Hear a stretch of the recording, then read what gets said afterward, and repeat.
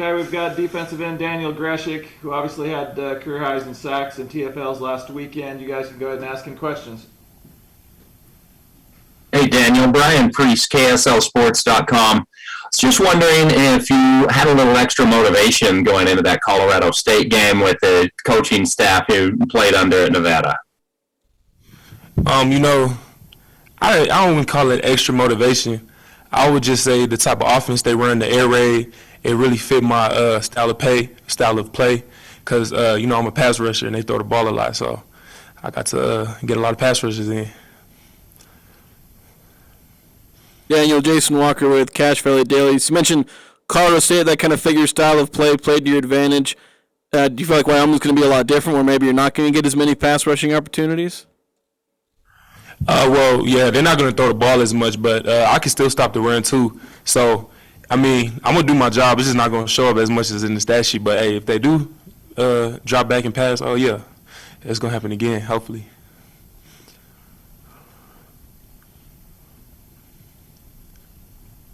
Daniel, you seem very confident in your ability, your skills. Where does that confidence come from, and how does it help you on the field? It's all practice, from the summer and the weight room and the extra work from my D-line brothers. We all pretty confident. That's the only way I feel like to play the game. You have to be confident, because if you don't believe in yourself, then, who gonna believe in you? So, yeah.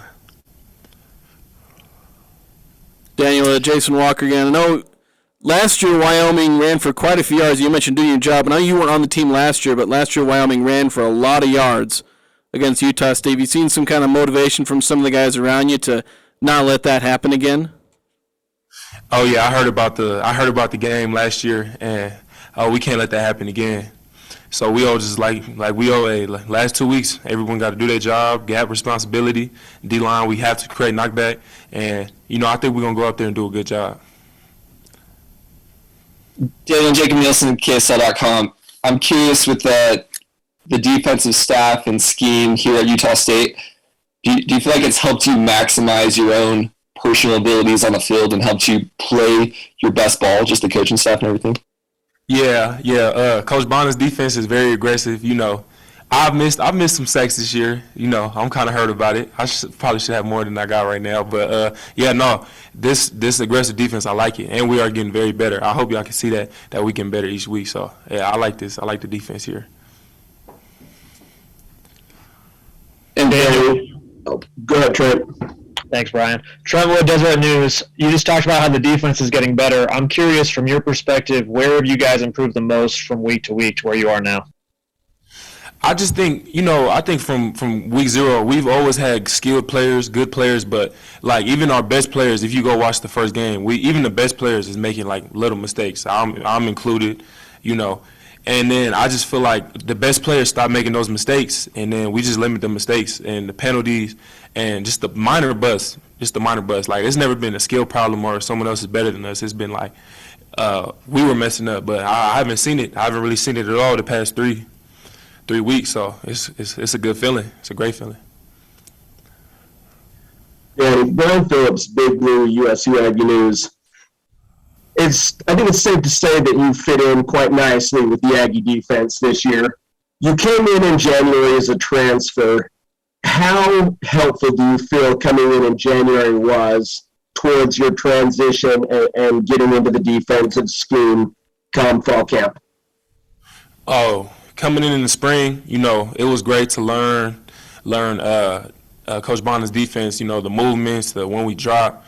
It was I'm happy I came in the spring. I couldn't imagine just walking in fall camp. I feel like a freshman. So, I'm happy I came in spring, met all the guys. Everyone out here cool.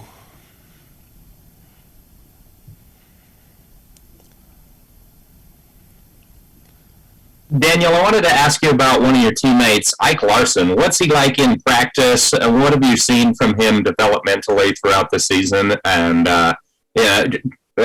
did you notice anything on Saturday in his first start out of him specifically? Oh, man, Ike's a joy to be around. We play with him from Logan, so, we play with him, call him soft. But, no, Ike is a dog on the field. I couldn't I wouldn't even thought he was from Logan, like the way he played. But no, he prepared like he an older dude. Like he's not one of the guys who look like a freshman. But he flies around. That's one thing. Ike is gonna fly around. Like third down, y'all seen him, the picks, the block punts. He gonna fly around. And I'm on the D line, so I couldn't really see much of what he was doing. But the DBs play good, so I guess Ike played good. Daniel, I'm curious, with the uncertainty, again, going into this week with the quarterback position, similar to how you guys felt like you had the responsibility to play really well against Colorado State, is that same mentality y'all going to have going into Wyoming, just knowing how uncertain the offense might look on Saturday? Yeah, I mean, we don't really look like, as a defense, we don't really look too much. We just got to focus on what we got to do. I feel like if we can stop Wyoming, hold them to, you feel me, no point, no touchdowns, field goals at max, the offense is going to score points. So I'm not really too much worried about it. Our offense does a good job. Kind of following up on that, Daniel, what's the confidence level in Bishop Davenport? Just because obviously he's a true freshman, hasn't played a ton. Just what's the team's confidence in him as a quarterback? I believe in him. I'm riding with Bishop. I'm riding with Bishop. If Coop come back, Levi come back, I'm riding with any quarterback we got. They prepared. They've been here. Bishop just got here in June, but they all look good to me. So I'm riding with them.